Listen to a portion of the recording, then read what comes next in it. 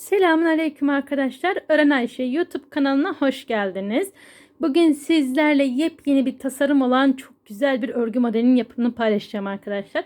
Tasarım sahibi Ayşe Deniz'in örgüleri, kendisine buradan sevgilerimi ve saygılarımı sunuyorum. Aynı zamanda çok da sevdiğim bir ablamdır. Evet, dediğim gibi yepyeni bir tasarım modeli göstereceğiz arkadaşlar bugün sizlere. Hiç uzatmadan hemen modelime geçiyorum. Ben sizlere yelek model olarak göstereceğim. Bu şekilde alizenin şal ipini kullanacağım. Sizler şal da yapabilirsiniz.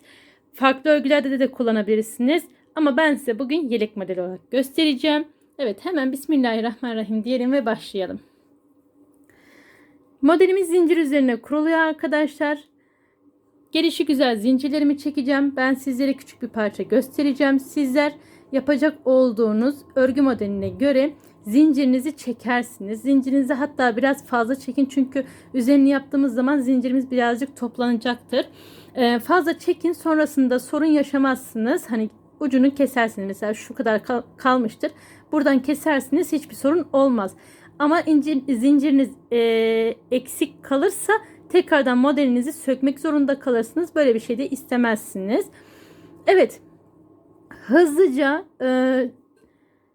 zincirlerimi çekiyorum. Ben zincirlerimi çekerken sizler hala kanalıma abone değilseniz ücretsiz bir şekilde abone olup zil tuşunu aktif hale getirirseniz yapmış olduğum videolardan anında haberdar olabilirsiniz arkadaşlar.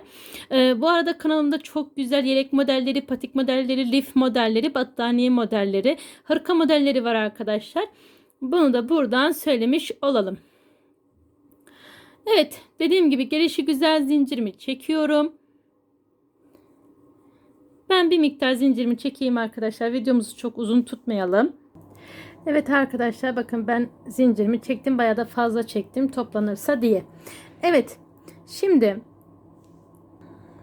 en son yapmış olduğum zincirimden tutuyorum. 1, 2, 3, 4 tane zincir çektim. Tığımın başını 2 defa doladım. Tutmuş olduğum zincire batarak 2, 2 ve 2 olmak üzere yukarıya çıktım. Tığımın başına yine 2 defa doluyorum. Takip eden zincire girdim. 2, 2 ve 2. Bu şekilde yan yana zincirim ile beraber toplamda 5 tane trabzanım olacak. Trabzan yapımını bilmeyen arkadaşlarımız var ise kanalımda videolar kısmından veya örgü teknikleri oynatma listemden bulabilirsiniz arkadaşlar. Bakın, baştaki zincirim ile beraber 1, 2, 3, 4, 5 tane trabzanım oldu. 2 tane zincir çekiyorum. Tığımın başını bir defa doladım. Aşağıdan sayıyorum. 1, 2, 3, 4. zincirimin içerisine giriyorum. 1, 2, 3 seferde çıktım. Yani yine 3 seferde çıkıyoruz ama çok fazla hani dolgun durmaması için burada tığımızın başını bir defa doladık. 1, 2, 3 tane zincir çektim. Tığımın başını dolamıyorum. Bakın, buradan girdim. Trabzanımın altına şöyle tekrar göstereyim. Buradan girdim. Bir ilmek aldım. Buradan giriyorum. 2. Aynı yerden 3 ve 4. 4 sefer, yani 4 tane ilmek topladım. Şimdi tığımın başını doluyorum. Bu şekilde son bir ilmek kalasıya kadar çıkarttım. Şimdi son 2 ilmeğim kaldı. Onları da çıkartıyorum. Tığımın başına bir defa doluyorum. Aynı zincirin içerisine tekrardan batıyorum. 1, 2 ve 3. 1, 2, 3 tane zincir çektim. Trabzanımın altından giriyorum. 1. Aynı yerden tekrar 2, 3 ve 4. 4 tane ilmeği topluyorum. Bakın, bu baştaki ilmek hariç hepsini beraber kapattım. Sonra da bu 2'yi kapatıyorum. Aynı işlemi tekrardan yapıyorum. 1, 2, 3. 1, 2, 3 ve 4. Bu şekilde bir model oluşturdum arkadaşlar. 1, 2 tane zincir çektim. Tığımın başını doluyorum. 1, 2, 3, 4. zincirimin içerisine giriyorum. 1, 2, 3 seferde yukarıya çıktım. Tığımın başına 2 defa doluyorum. Takip eden zincirin içerisine 2 2 2 olarak yukarıya çıkıyorum. Burada yan yana 3 tane trabzan yaptım. Tığımın başına yine 2 defa doluyorum. 1 2 3 4. zincirimin içerisine girdim. Şöyle 2 2 ve 2 olmak üzere yukarıya çıkıyorum. Tığımın başına yine 2 defa doladım. 1 2 3 4. zincirimin içerisine girdim. 2 2 2 2 defa doluyorum takip eden zincire. 2 2 ve 2. Bu şekilde yan yana 3 tane trabzan yapıyorum. Şöyle göstereyim. 1 2 tane zincir çektim. Tığımın başına bir defa doladım. 1 2 3 4. zincirimin içerisine giriyorum. 1 2 3 seferde çıktım.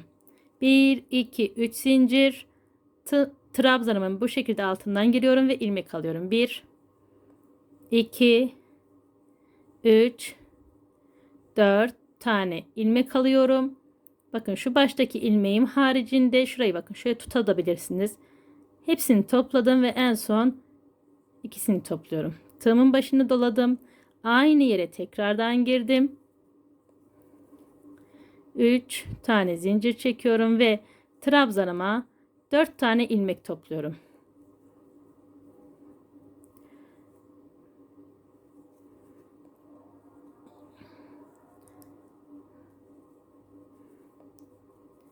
Bir, iki, üç zincir. Bakın trabzanımın şu şekilde içinden giriyorum alt kısmından. 3 ve 4. Kapattım. Burada 2 zincirim var. Tığımın başını 2 defa doluyorum. Aşağıdan sayıyoruz. 1 2 3 4. zincirimin içerisine giriyorum ve 2 2 2 olmak üzere yukarıya çıkıyorum. Bu şekilde yan yana 3 tane trabzan yapıyoruz. Hiç zincir çekmeden tığımın başını tekrar doluyorum. Aşağıdan sayıyorum. 1 2 3 4. zincirimin içerisine girdim. 2 2 olmak üzere yukarıya çıkıyorum. Tekrar tığımın başını doladım. 1 2 3 4. zincirimin içerisine girdim ve yan yana 3 tane trabzan yapıyorum. Evet, tahmin ettiğiniz üzere bu sıramız bu şekilde arkadaşlar. Modelimiz oldukça kolay. Önemli olan gidişatını anlayabilmek. Şimdi bu sıramızı bu şekilde tamamlayalım. Bu şekilde zikzak olması gayet normal arkadaşlar. Görüyorsunuz. Sıramızı tamamlayalım. Bir üstte buluşalım. Evet arkadaşlar, ben sıramın sonuna kadar geldim. Şöyle sizlere göstereyim. Bayağı da büyük oldu. Evet, şimdi 2 tane tığımın başını doladım. En son modelimi yaptıktan sonra şimdi tıpkı bu baştaki gibi yine trabzan koyacağız. Sayıyorum. 1 2 3 4. zincirimin içerisine giriyorum. 2 2 2 olmak üzere 3 seferde yukarıya çıkıyorum. Yine yan yana 5 tane trabzan yapacağım. 2 3. Siz bu trabzan sayısını daha da fazla yapabilirsiniz arkadaşlar. Ben 5 tane olmasını tercih ettim. Tamamen zevk meselesi. 5 tane trabzanımı yaptıktan sonra bir tane zincir çekiyorum, geriye döndüm. Tığımın başını hiç dolamadım. Hemen ilk trabzan tepesine sık iğneyle sabitliyorum. Sonra bir sonrakine, her bir trabzan tepesine bir sık iğne yapıyorum. Evet, sonrasında buradaki 2 tane zincir çekmiştik. Bu 2 zincirin içerisine giriyorum. 1 2 ve 3. 3 tane sık iğne yapıyorum. Bakın burada modelimi koyarken zincir çekmiştim. Bu zincirimi tığımın üzerine alarak 1 2 3 4 ve 5 tane sık iğne yapıyorum. Aynı şekilde diğer modelimin zincirine de yapıyorum. 2, 3, 4 ve 5. Sonrasında bir sonrakine 2, 3, 4 ve 5. Zincir boşluğuma 3 tane. 1, 2 ve 3. Her bir trabzan tepesine birer tane. 2, 3. Burada şaşırmayın arkadaşlar. Her trabzan tepesine birer tane. Boşluk falan yok. Bazen boşluk var gibi olup da şaşırılabiliyor. Zincir boşluğuma yine 3 tane. Ben burayı yanlış yapmışım arkadaşlar. Gördüğünüz gibi 2 tane fıstık yapmışım. Ben hem burayı düzelteyim hem de bu sıranın zaten nasıl yapılacağını anladınız. Modellerin üzerine 5'er tane sık iğne yapıyoruz. Zincir aralarına 2'şer tane yapıyoruz. Hem burayı düzeltip hem de sık iğnelerimi gideyim. Bir sonraki sırada buluşalım.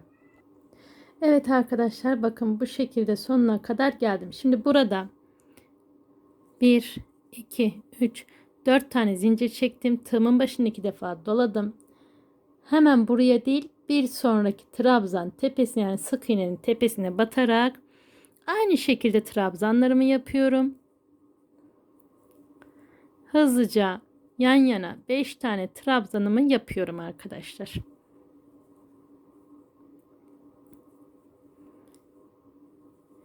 Bakın şöyle göstereyim modeli.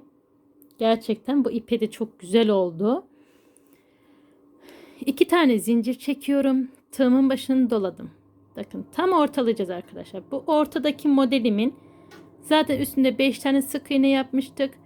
3. sık iğnenin tepesine giriyorum. Girdim.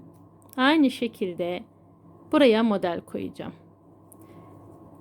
3 tane zincir trabzanımın altından alıyorum. 1, 2, 3, 4 tane ilmek aldım. Son ikisini bırakıyorum ve bu şekilde topladım. Aynı yere tekrardan batıyorum.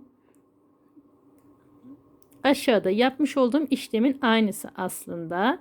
Yani model aslında 2 sıradan oluşuyor arkadaşlar. Çok kolay ama kolay olduğu kadar da muhteşem bir yelek modeli diyelim.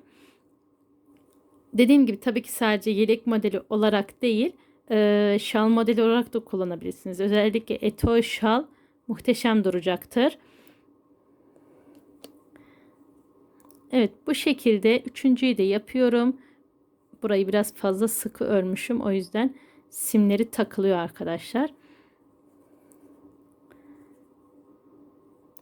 Hemen üçüncü modelimi de yapıp devamının nasıl olduğunu göstereceğim sizlere.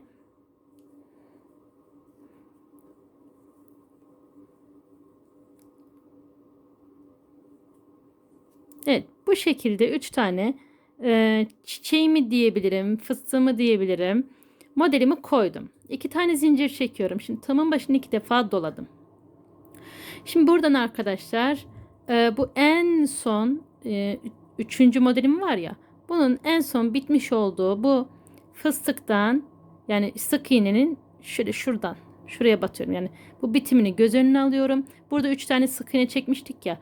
Bu 3. sık iğnenin tepesine batıyorum. Bir dakika.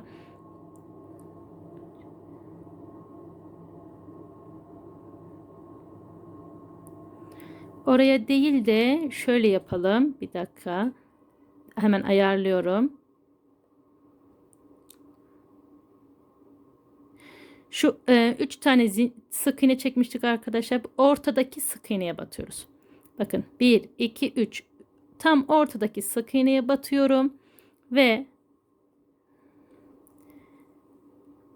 3 seferde çektiğim trabzanımı yapıyorum. Bu birinciydi. Pardon arkadaşlar, bir dakika, kafam durdu benim. 2 tane zincir çektikten sonra tığımın başını 2 defa doluyorum. Bakın tam şu modelin bitiminden bakın buraya batıyorum.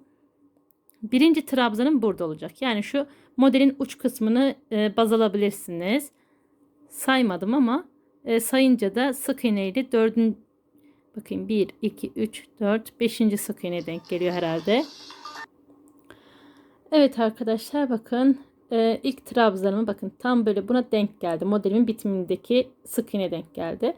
Hemen yanındaki sık iğneye batıyorum. İkinciyi yaptım. Hemen üçüncüyü de yapıyorum.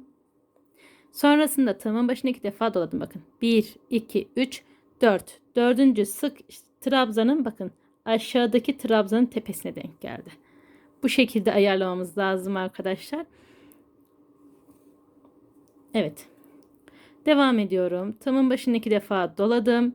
1, 2, 3, dördüncü sık iğneme batıyorum. Ve yan yana 3 tane sık iğnemi yapıyorum. 2 ve 3.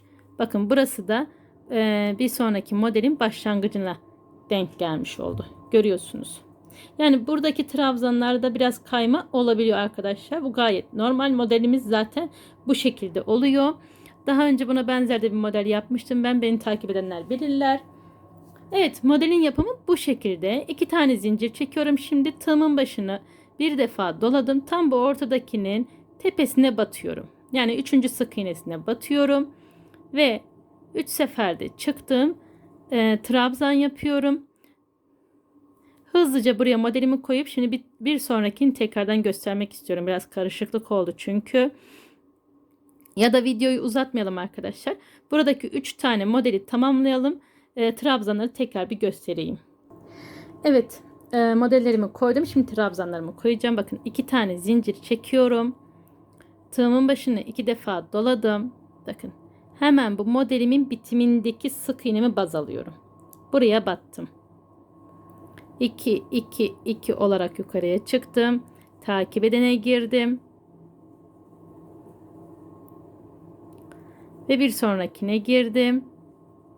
Tığımın başına yine 2 defa doladım. 1, 2, 3, dördüncüye bu şekilde batıyorum. Dördüncüsü arkadaşlar buradaki bu ortadaki trabzanın tepesine denk gelmesi gerekiyor. Lütfen buna dikkat edin. 1, 2, 3, dördüncüye giriyorum.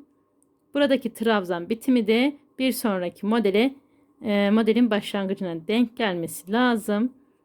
Önemli olan o ortadaki trabzanların birbirine denk düşmesi arkadaşlar. Evet. Şimdi modelin yapımı bundan ibaret. Daha fazla videoyu uzatmayacağım. Çünkü biliyorum sıkıldınız. Şimdi ben modelimin daha iyi, daha güzel gözükebilmesi adına, daha anlaşılır olması adına biraz daha uzatacağım arkadaşlar. Sonrasında buluşacağız. Evet arkadaşlar, gördüğünüz gibi ben modelimi birkaç sıra daha yaptım. O kadar güzel, o kadar şık oldu ki yani ipin rengine de muhteşem oldu bence. Yani ben çok beğendim. Umarım sizler de beğenmişsinizdir ve benimle birlikte yapmak istersiniz. Modelimiz gerçekten dediğim gibi en yeni yelek modellerinden bir tanesi. Çünkü tasarım bir model arkadaşlar. Modelimizden çok güzel yelek modeli, şal modeli olabilir. Bebek modeli yapabilirsiniz. Bebek yelek modeli yapabilirsiniz arkadaşlar. Bebek battaniyesi yapabilirsiniz. Yani tığ işi örgülerinizde kullanabileceğiniz çok güzel bir örgü modeli arkadaşlar. Ben çok beğendim. Özellikle çeyizlik yelekleri çok güzel olacaktır. Bayan yelek modellerine de. Ben alize şal ile yaptım. Şöyle tekrardan gösterelim. Fakat sizler angora tarzı iplerle de yapabilirsiniz. Kesinlikle hani fark etmez. Ben bu iple daha güzel duracağını düşündüğüm için bu şekilde bir iple gösterdim. Umarım beğenmişsinizdir. Evet, bugünkü örgü videomuzda bu şekilde bir örgü modeli gösterdik. Ben çok beğendim. Dediğim gibi umarım sizler de beğenmişsinizdir. Ve beğeni tuşuna basmayı ihmal etmezsiniz inşallah. Emeğe saygı olarak da ufacık da olsa bir yorum bırakırsanız, hani bir emoji dahi olsa bir yorum bırakırsanız arkadaşlar gerçekten çok mutlu olurum. Benden bugünlük bu kadar. Bir sonraki videolarda buluşmak üzere. Allah'a emanet olun. Sevgiyle kalın. Hoşça kalın.